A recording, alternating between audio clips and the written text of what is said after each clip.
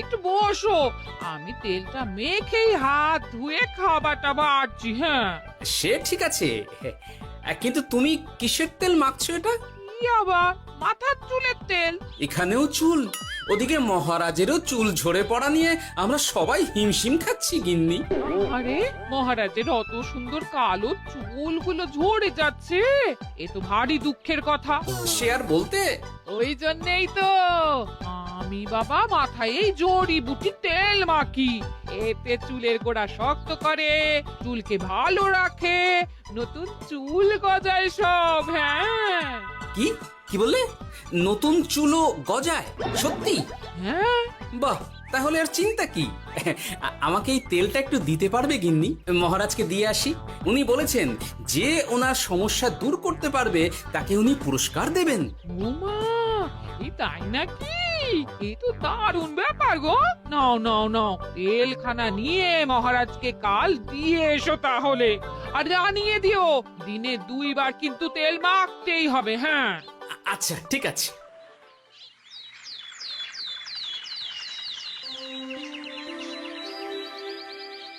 কোনো উপায় খুঁজে পেলে তোমরা? আগে মহারাজ, আমি আপনার জন্য নকল চুল বানিয়ে এনেছি। যতদিন আপনার চুল পড়া বন্ধ না হচ্ছে ততদিন আপনি এটা পরে ব্যবহার করতে পারেন। সে তো বুঝলাম, কিন্তু নকল চুল তো আর আসল চুলে জায়গা নিতে পারবে না বিজ্ঞানী। আসল চুলের কথা ভেবে আমি আপনার জন্য কেশুত্তে পাতা এনেছি মহারাজ। আচ্ছা বেশ। তা গোপাল, খুব তো আগের দিন বকবক করছিলে, তুমি কি এনেছো শুনি? সেটা যথাসময়ে দেখতে পেয়ে যাবেন মন্ত্রী মশাই। এটা জড়িবুটি তেল মহারাজ, আমি এটা আপনার জন্য এনেছি। এতে নতুন চুল গজায় আর চুলের স্বাস্থ্যও ভালো হয়। আমার গিন্নিও ব্যবহার করে এটি, তবে দিনে 2 বার করে মাখতে হবে, তাহলেই ভালো ফল পাবেন মহারাজ। বাবা, তাহলে তুমি কেন মাখো না? আচ্ছা, আপনার সমস্যাটা ঠিক কোথায় বলুন তো মন্ত্রী মশাই? মহারাজের জন্য কিছু আনলেও কথা শোনান, না আনলেও কথা শোনান। সত্যি তো মন্ত্রী, কেন তুমি সব সময় গোপালের পিছনে পড়ে থাকো বলো তো?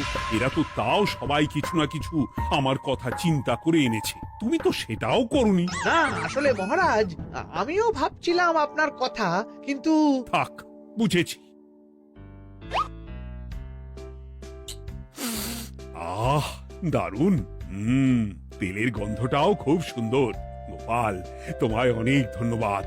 আশা করছি ব্যবহার করলে খুব ভালো ফল দেবে। একদম দেবেই মহারাজ। দূর বাবা, ভেবেছিলাম এক হলো আর এক। কোথা দিয়ে যে গোপালটা মাঝখান দিয়ে এসে নাক গলিয়ে ঢুকে পড়ে, খুব শক্ত পুরস্কার নেওয়ার। দেখাচ্ছি মজা।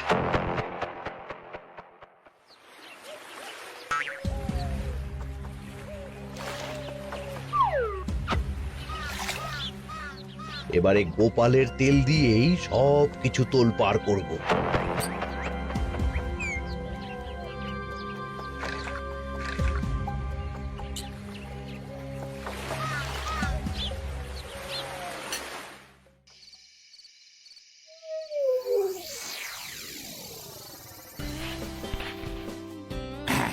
ব্যাস, হয়ে গেল 2 বার মাখা। গোপাল বলেছিল এতেই ভালো ফল পাবো, কিন্তু এখন মাখার পর মাথাটা কেমন জ্বালা জ্বালা করছে মনে হচ্ছে। হয়তো নতুন চুল গজাবে বলে এমন হচ্ছে, কাল সকালে বোঝা যাবে। এতক্ষণে বোধ হয় ছোট ছোট চুল গজিয়েই গেছে। কি এটা চুল গজানোর তেল ছিল নাকি পড়ে যাওয়ার? হে ভগবান, যেটুকু বাকি ছিল সেটাও ঝরে পড়ে টাক পড়েই গেল। হ্যাঁ, গোপালই হলো যত নষ্টের গোড়া। আজ আসুক সভায়।